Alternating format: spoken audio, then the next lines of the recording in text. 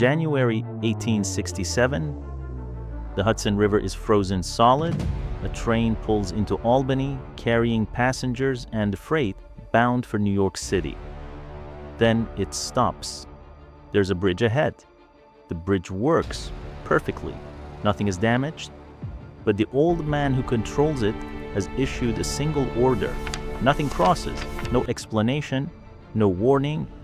Just a wall of ice on one side, a closed bridge on the other, and an entire railroad slowly being strangled between them. The man behind it was 72 years old. He was deliberately losing money, and within weeks, he owned the company he was destroying. Most people imagine the Gilded Age as a world of robber barons, smoke-filled rooms, shouting matches, and hired gunmen. But the reality was colder than that. The most destructive weapon of the entire era was not violence. It was a discount, a clause buried inside a shipping agreement, written so quietly that when a journalist finally exposed it decades later, many readers refused to believe it could possibly be real. I'll show you that clause. It may be the single most ruthless detail in this entire story, and it helped one man gain control of roughly 9/10 of America's oil industry. But I'll also show you the battle Cornelius Vanderbilt lost, because he did lose one badly to men who understood something he did not. If you cannot beat someone inside the market, you can simply change the rules of the market. And at the end comes the strangest twist of all. The United States government eventually shattered the largest of these empires into pieces. And somehow, the breakup made its owner richer than ever. But first, we need to return to that frozen bridge. Cornelius Vanderbilt began with a single boat. He operated ferries around New York Harbor, then moved into steamships, where he perfected a strategy that would define his entire career. Cut prices until your competitors either collapsed or paid you to stop. Vanderbilt became famous for slashing fares, sometimes almost to nothing, and absorbing losses longer than his rivals could survive. Then, once they were desperate enough, he collected. That is the pattern beneath nearly everything that follows. Vanderbilt was not really selling transportation. He was selling relief. His true product was the promise that the pain would stop once his competitors surrendered. Then, in his 60s, an age many men in the 1860s never even reached, he turned his attention to railroads, and he immediately saw what everyone else had missed. American railroads were a chaotic collection of separate lines with different owners, different schedules, and clumsy transfers at nearly every junction. Freight had to be unloaded, moved, and loaded again. Passengers changed trains. Time and money disappeared at every handoff. Vanderbilt began purchasing the lines surrounding New York and joining them into a single system that could run from one destination to another without interruption. That brings us back to the frozen Hudson River. Vanderbilt controlled the railroad running north from New York City to Albany. The New York Central controlled the route running west from Albany.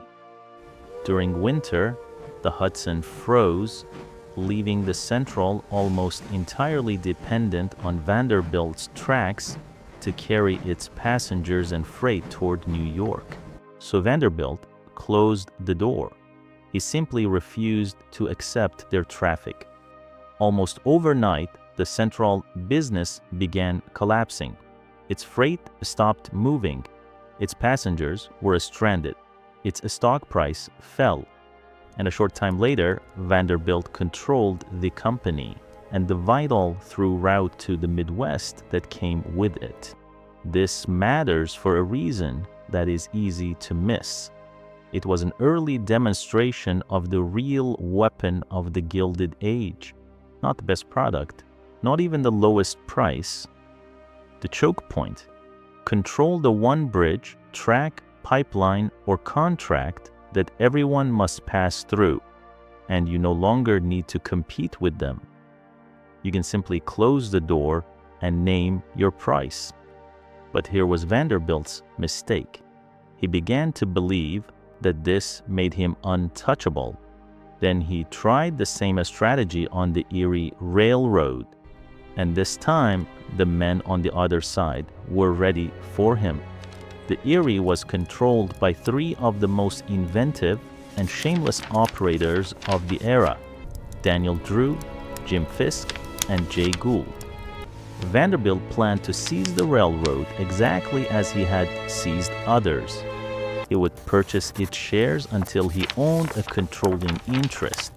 So he began buying, then he bought more and more. But something was wrong. No matter how many shares Vanderbilt purchased, control of the company remained out of reach, because the men running the Erie had discovered a way to manufacture new shares almost as quickly as Vanderbilt could buy them. They issued convertible bonds and transformed those bonds into fresh stock, flooding the market with newly created shares. Vanderbilt was pouring millions of dollars into a company that seemed to be reproducing itself out of thin air. Every time he moved closer to control, Drew, Fisk, and Gould simply moved the finish line farther away. Then the courts intervened, but even that did not stop them. The three men gathered the Erie's cash and corporate records, crossed the Hudson River into New Jersey, and placed themselves beyond the immediate reach of New York authorities. From there, according to accounts of the affair, they spent freely in Albany until the state legislature passed a law that effectively legalized what they had already done. Vanderbilt lost, and he did not lose by a narrow margin.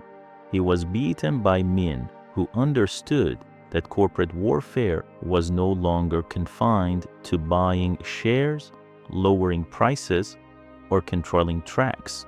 The rules themselves could be purchased. That was the lesson an entire generation of businessmen absorbed from the Erie War. Markets have rules, but those rules have authors. And the men who understood that legislatures, courts, and corporate charters could become assets had access to a weapon even the most powerful industrial operator might not possess. Remember that, because it returns at the end of this story in a way almost nobody expected. While Vanderbilt was fighting over railroads, another industry was descending into chaos: oil. And from that chaos emerged a man who would eventually make Vanderbilt look almost restrained. The oil business of the 1860s was wildly unstable. Anyone could drill. Anyone could refine. A new well could flood the market and send prices crashing. A shortage could drive them upward just as quickly. Fortunes appeared in months and vanished just as fast. It was one of the most volatile industries in America. John D. Rockefeller looked at this disorder and reached a conclusion few others had considered. The real problem was not the oil, it was the competition. And in Rockefeller's mind, competition was not healthy. It was waste. He began in Cleveland with a refinery and an almost obsessive attention to cost. What followed was not dramatic in the way Vanderbilt's bridge closure had been. It was quieter, more methodical, and ultimately far more powerful. Rockefeller built his own barrels and purchased the timber needed to make them. He used his own wagons, he produced his own acid, and recovered it for reuse. He found buyers for byproducts that other refiners simply threw away. He examined the cost of every process, every shipment, and every gallon, then squeezed away every unnecessary cent. The result was a margin few competitors could match. This is what vertical integration meant in practice. Stop purchasing from outsiders at their prices. Control each stage yourself, then turn every middleman's profit into your own. But the true advantage was not simply that Rockefeller earned more money, it was that he could survive conditions that destroyed everyone else. He could lower prices beneath the point where smaller refiners began bleeding and remain there long after they were forced to surrender. Still, cost control alone could not create an empire. Oil sitting inside a Cleveland refinery made no money. It had to reach the market, and to reach the market, it had to travel by railroad. This is where the story becomes truly ruthless.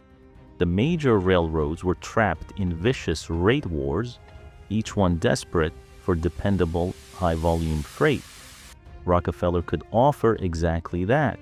He promised enormous quantities of oil shipped on predictable schedules, using his own tank cars and his own loading crews. That consistency saved the railroads time and money. And in exchange, Rockefeller demanded special treatment. He negotiated rebates. On paper, Standard Oil paid the official freight rate like everyone else. Behind the scenes, however, the railroad quietly returned part of that payment. Rockefeller's oil was traveling on the same trains over the same tracks for less money than his competitors were paying. That advantage alone could cripple an independent refiner. But it was not the clause I promised you. The real clause went much further. During the arrangement surrounding the South Improvement Company scheme in the early 1870s, the railroads agreed to something extraordinary. They would give Rockefeller a portion of the freight charges paid by his competitors. Think about what that meant. An independent refiner loaded a barrel of oil onto a train. The railroad charged him for transporting it. Then part of the money he had just paid was quietly handed to Standard Oil, his most dangerous rival. This payment was known as a drawback. Every barrel Rockefeller's competitors shipped made Rockefeller money. The harder they worked, the more powerful he became. They were unknowingly paying tribute to the man trying to destroy them, and most of them had no idea it was happening. Once the scheme became public, outrage erupted. The arrangement collapsed within months, but the damage had already been done, and the broader system of preferential rates did not simply disappear. Now step back for a moment, because the structure matters more than any individual contract. Standard Oil did not conquer the industry merely by producing better oil. It conquered the industry by making the cost of remaining independent unbearable. What followed in Cleveland became one of the fastest corporate takeovers in American history. Rockefeller approached local refiners with a simple offer: sell to me. Take cash or take a Standard Oil stock. And if you are considering refusing, I will show you my books so you understand exactly what you are up against. The message was polite. The threat behind it was not. Most of Cleveland's refiners sold, but there is an uncomfortable detail that complicates the simple story of Rockefeller as nothing more than a villain. Some owners accepted Standard Oil shares instead of cash. Those who remained invested, those who bet on Rockefeller rather than walking away, often became extremely wealthy.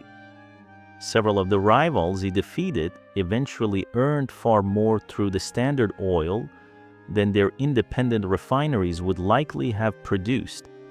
Then Rockefeller's lawyers created something structurally new. At the time, state laws often prevented a corporation formed in one state from directly owning companies located in several others, so Standard Oil created the trust. Shareholders in dozens of separate companies transferred their shares to a small board of trustees. In return, they received trust certificates. On paper, the companies remained separate. In reality, one central authority controlled them all. This structure is why the word antitrust exists. Rockefeller did not merely create a monopoly. He helped create the legal container that allowed a monopoly to operate across state lines while disguising the full concentration of its power. Then he turned against the last group that still possessed leverage over him, the railroads. Rockefeller invested in pipelines capable of carrying crude oil directly. Instead of remaining dependent on the railroad choke point, Standard Oil began constructing a transportation network of its own. The weapon Vanderbilt had spent his life mastering, control of the unavoidable route, Rockefeller simply bypassed. By the 1880s, one organization controlled the overwhelming majority of American oil refining. It controlled transportation, it controlled distribution, it controlled barrels, tank cars, storage facilities, and access to the market. Yet there was one thing Rockefeller could not control: a journalist with documents. Ida Tarbell had grown up in the Pennsylvania oil regions. Her father was an independent oil man, and her family had witnessed the destruction of a smaller producers firsthand. Years later, Tarbell became one of the finest investigative reporters of her generation. She spent years studying court records, sworn testimony, contracts, and internal documents. Then she published a 19-part investigation into a Standard Oil. It was not an emotional rant. That was what made it so dangerous. Tarbell laid out the evidence patiently and precisely: dates, contracts, testimony, rebates, drawbacks. The machinery of Standard Oil's power was finally placed in front of a mass audience in language ordinary people could understand. And once people could see the machinery, they could no longer dismiss the outcome as the natural result of fair competition. Public anger became political pressure. Political pressure produced a stronger regulation of railroad and pipeline rates. And eventually, the federal government moved against Standard Oil itself. In 1911, the United States Supreme Court ordered the company dissolved into more than 30 separate businesses. The empire had finally been broken apart, but now comes the twist. Rockefeller owned shares in the companies created by the breakup. Once those businesses began trading and being valued independently, their combined worth rose far beyond the value of the old unified trust. The punishment intended to destroy Rockefeller's fortune helped make it even larger. By many accounts, he became the richest man in the modern world, and the pieces of a Standard Oil did not disappear.